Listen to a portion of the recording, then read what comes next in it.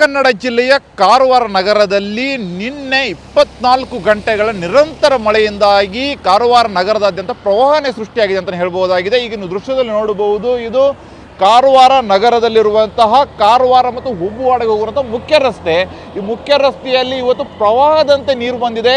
ಇದು ಪೂರ್ತಿಯಾಗಿ ಅಂದರೆ ಕಾರವಾರ ನಗರದ ಪಕ್ಕದಲ್ಲಿರುವಂಥ ಬೆಟ್ಟದಲ್ಲಿನ ನೀರು ಪೂರ್ತಿಯಾಗಿ ಇವತ್ತು ಕೆಳಗಡೆ ಬಂದುಬಿಟ್ಟು ಈ ರೀತಿಯಾದಂಥ ಅವಾಂತರ ಸೃಷ್ಟಿಯಾಗಿದೆ ಅಂತ ಹೇಳ್ಬೋದಾಗಿದೆ. ಅದರಲ್ಲಿ ಪ್ರಮುಖವಾಗಿ ಏನಂದರೆ, ಉತ್ತರ ಕನ್ನಡ ಜಿಲ್ಲೆಯ ಕಾರವಾರದಲ್ಲಿ ನಿನ್ನೆ ರಾತ್ರಿ ಇಡೀ ಸುರಿದ ಮಳೆಗೆ ಇದೇ ರೀತಿಯಾದಂಥ ಅವಾಂತರ ಕಾರವಾರ ನಗರದಲ್ಲಿ ಬಹುತೇಕ ಕಡೆಗೂ ಆಗಿದೆ.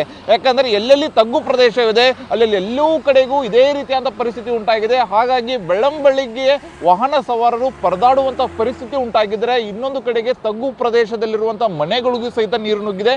ಈಗೇನು ಇದನ್ನು ನೋಡ್ತಾ ಇದ್ದೀರಾ, ಈ ರಸ್ತೆ ಕಾರವಾರ ನಗರದಲ್ಲಿರುವಂಥ ಪ್ರಮುಖ ರಸ್ತೆಗಳಲ್ಲಿ ಒಂದು.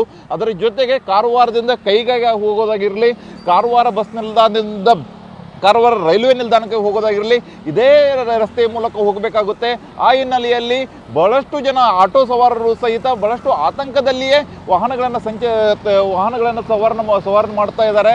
ಯಾಕಂದರೆ ಎಲ್ಲಿ ಕೆಟ್ಟು ಹೋಗುತ್ತೆ ಅಂತ ಹೇಳಕ್ಕೆ ಬರಲ್ಲ. ಇವತ್ತು ಬೆಳಿಗ್ಗೆಯೂ ಸಹಿತ ಒಂದು 2-3 ವಾಹನಗಳು ಇಲ್ಲೇ ಕೆಟ್ಟು ನಿಂತಿದ್ರೆ ಅವುಗಳನ್ನು ದಬ್ಬಿಬಿಟ್ಟು ಹೊರಗಡೆ ತಂದು ಅದನ್ನು ಮತ್ತೆ ರಿಪೇರಿ ಮಾಡಿ ಮತ್ತೆ ಕರೆದೊಯ್ಯಲಾಯಿತು. ಈ ರೀತಿಯಾದಂಥ ಪರಿಸ್ಥಿತಿ ಉಂಟಾಗುತ್ತಿರುವ ಹಿನ್ನೆಲೆಯಲ್ಲಿ ವಾಹನ ಸವಾರರು ಸಹಿತ ಆತಂಕದಲ್ಲಿಯೇ ತಮ್ಮ ವಾಹನವನ್ನು ಚಲಾವಣೆ ಮಾಡುವಂಥ ಕೆಲಸವನ್ನು ಮಾಡ್ತಾ ಇದ್ದಾರೆ. ಅಷ್ಟೇ ಅಲ್ಲದೆ ಅಲ್ಲಲ್ಲಿ ಚರಂಡಿಗಳನ್ನು ಓಪನ್ ಮಾಡಲಾಗಿದೆ. ಯಾಕಂದರೆ ನಿನ್ನೆ ರಾತ್ರಿ ಸುರಿದ ಮಳೆಯಿಂದಾಗಿ ಸುತ್ತಮುತ್ತಲಿನ ಜನರು ತಮ್ಮ ಮನೆಗಳಿಗೆ ಅಲ್ಲಿ ನೀರು ನುಗ್ಗುತ್ತೆ ಎಂಬ ಆತಂಕದಲ್ಲಿ ಚರಂಡಿಗಳ ಮೇಲಿನ ಏನು ಸಿಮೆಂಟ್ಗಳನ್ನು ತೆಗೆದುಹಾಕಲಾಗಿದೆ. ಹಾಗಾಗಿ ಅಲ್ಲಲ್ಲಿ ತಗ್ಗು ಪ್ರದೇಶವೂ ಸಹಿತ ಉಂಟಾಗಿದೆ. ಆ ಹಿನ್ನೆಲೆಯಲ್ಲಿ ಎಲ್ಲೆಲ್ಲಿ ತಗ್ಗು ಪ್ರದೇಶ ಇದೆ ಅಂತಲೂ ಸಹಿತ ಜನರಿಗೆ ಗೊತ್ತಿಲ್ಲ.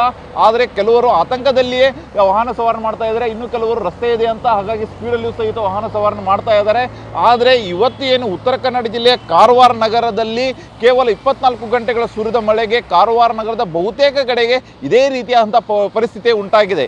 ಕ್ಯಾಮರಾಮನ್ ಮಂಜುನಾಥ್ ಜೊತೆ ಸೂರಜ್ ಉತ್ತರೆ, TV9 ಕಾರವಾರ.